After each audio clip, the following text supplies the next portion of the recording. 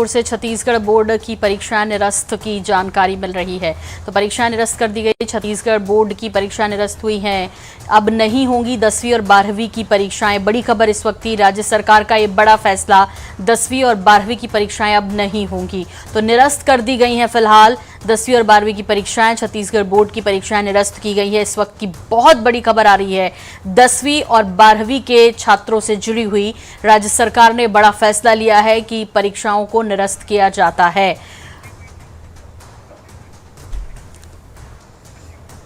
और आपको बता दें कि ये लॉकडाउन का जब मौसम शुरू हुआ, जब लॉकडाउन किया गया, उस दौरान कुछ पेपर हो चुके थे, कुछ बाकी थे।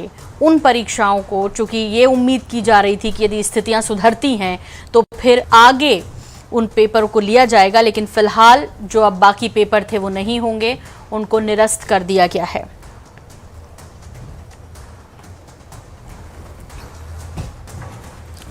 तो राज्य सरकार का एक बड़ा फैसला, 10वीं और 12वीं की परीक्षाएं नहीं होंगी। जिनके पेपर बचे थे निरस्त कर दी गई हैं ये एग्जाम्स जो हैं। अंकिता शर्मा से और जानकारी लेंगे। अंकिता, आपसे जानना चाहेंगे डिटेल के साथ इस पूरी खबर को। 10वीं और 12वीं के अब जो बाकी बचे पेपर थे उनको निरस्त किया गया है।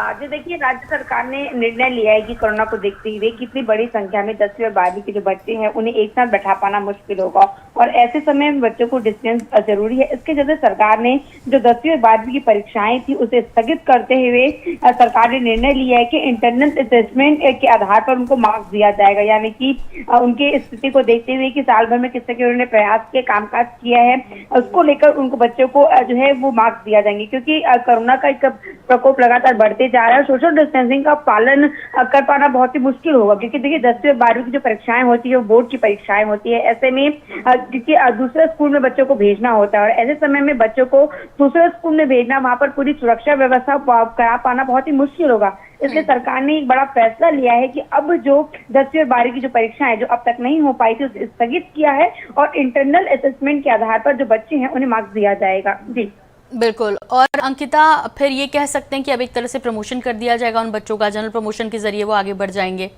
लेकिन ये जो 2 साल होते हैं, चाहे वो 10वीं की बात कर ली जाए, 12वीं की, बहुत कठिन वक्त ये होता है और बहुत इसमें जो सब्जेक्ट हैं उसमें भी चुनना होता है। तो ऐसी स्थिति में बच्चों के लिए भी बड़ा कठिन समय होगा ये।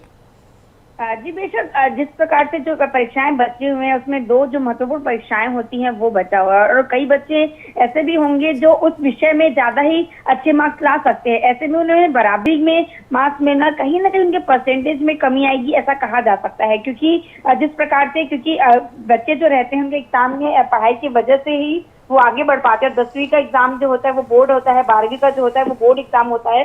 तो कहीं ना कहीं बच्चों के परसेंटेज में भी बड़ा यहाँ पे असर पड़ सकता है। बिल्कुल, बहुत बहुत शुक्रिया अंकिता इस तमाम जानकारी के लिए आपका। तो राज्य सरकार का बड़ा फैसला और आंतरिक मूल्यांकन के आधार पर अब नंबर दिए जाएंगे इन बच्चों को।